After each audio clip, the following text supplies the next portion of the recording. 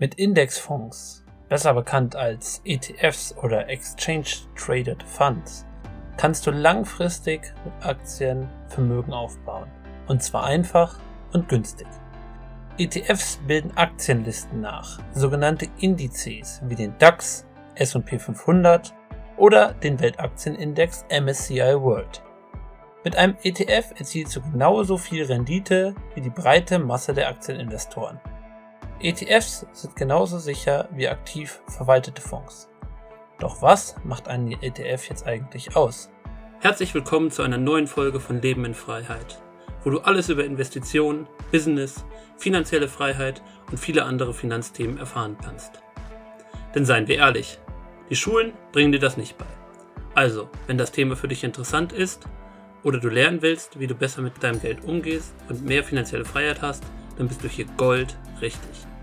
Wenn du heute nur eine Sache schaffen willst, dann ist es, den Like-Button zu zerstören, damit ich dir mehr dieser Videos erstellen kann. Ein ETF ist ein Nachbau eines Börsenindex. Im einfachsten Falle nimmt eine Fondsgesellschaft das Geld der Anleger und kauft dafür all jene Wertpapiere, die im Index enthalten sind. Meist handelt es sich dabei um Aktien oder Anleihen. Nehmen wir als Beispiel den deutschen Aktienindex DAX. Dieser Index zeigt an, wie viel die 30 größten Unternehmen in Deutschland wert sind. Also beispielsweise Unternehmen wie BASF, Linde oder auch die Volkswagen AG. Also Unternehmen mit Milliarden Umsätzen und Millionen von Aktien. Ein ETF, der den DAX abbildet, würde nun genau diese 30 Aktien nachkaufen und sich dann genauso im Wert entwickeln wie der DAX.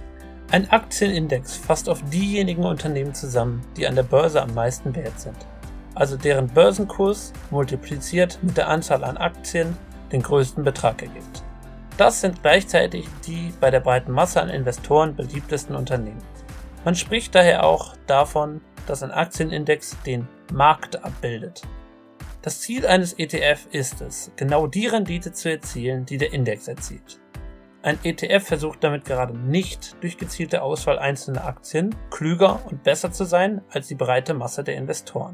Mit einem ETF kannst du einfach und günstig am Marktgeschehen teilhaben, du folgst der Mehrheit. Welche Aktien im Index landen, wird mehrmals jährlich überprüft.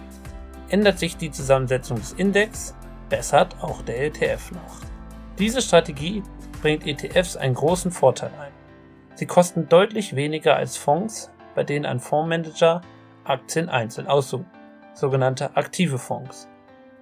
Nicht nur zahlst du deutlich weniger bis gar keine Provision für die Vermittlung, also den Kauf von ETFs. Auch die laufenden Kosten machen im besten Fall nur 1/7 der Kosten aktiver Fonds aus. Im ETF bleibt also von vornherein mehr von der eigentlichen Wertentwicklung enthalten. Nehmen wir ein Beispiel. Ein Index-ETF mit einem Anlagevolumen von 100 Millionen Euro. Nun wird eine Gewichtung der Unternehmen vorgenommen, welche in dem Beispielindex vertreten sind. Häufig wird hierfür die Marktkapitalisierung genommen. Wir nehmen also an, der gesamte Beispielindex hat eine Marktkapitalisierung von 100 Milliarden Euro. Der Einfachheit halber gibt es in dem Beispielindex nur 4 Unternehmen: BASF, Linde, Allianz und VW.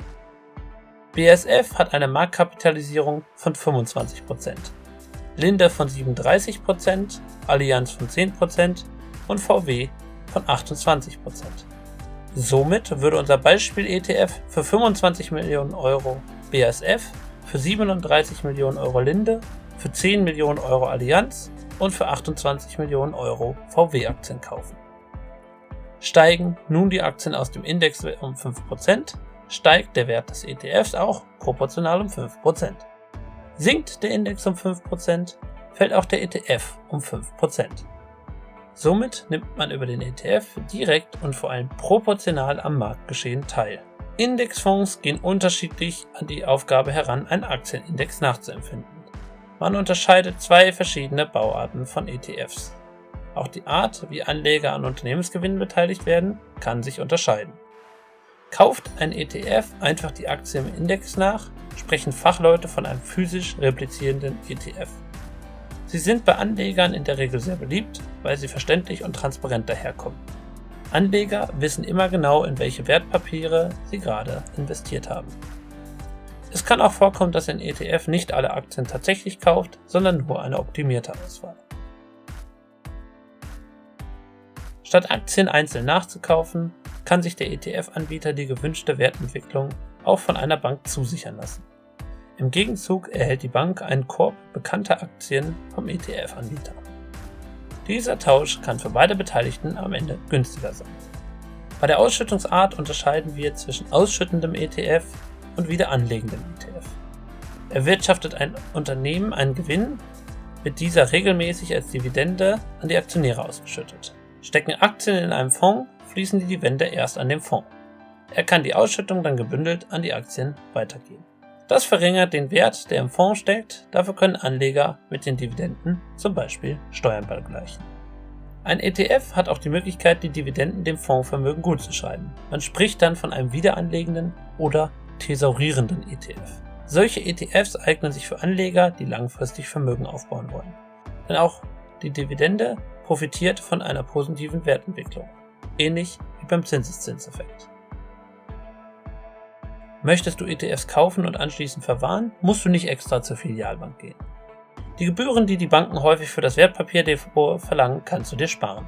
Eröffne stattdessen ein kostenloses Online-Depot bei einer Direktbank oder einem Broker. Nun wissen wir also, was ein ETF ist. Er ist ein Nachbau eines Börsenindex, welcher bestimmte Märkte, Branchen oder Unternehmer abbildet. Mit einem ETF kannst du proportional und vor allem direkt an dem aktuellen Börsengeschehen teilnehmen. Ein ETF ist ein passives Investmentvehikel und unterscheidet sich von einem aktiven Investmentvehikel. In den nächsten Wochen werden wir noch einmal detailliert auf die Unterschiede zwischen aktiv und passiv gemanagten Fonds eingehen. Persönliche Finanzen sind ein absolut wichtiges Thema. Wenn es dich nun interessiert, welche ETFs du kaufen kannst oder du wissen willst, wie so ein Weg in die finanzielle Freiheit aussieht, haben wir etwas Besonderes für dich. Schau doch einfach mal bei dem Kanal Junginvestor vorbei. Der Christian nimmt dich dort auf seinen Weg in ein Leben in Freiheit mit. Zögere nicht und schalte ein. Bis zum nächsten Mal, euer Leben in Freiheit.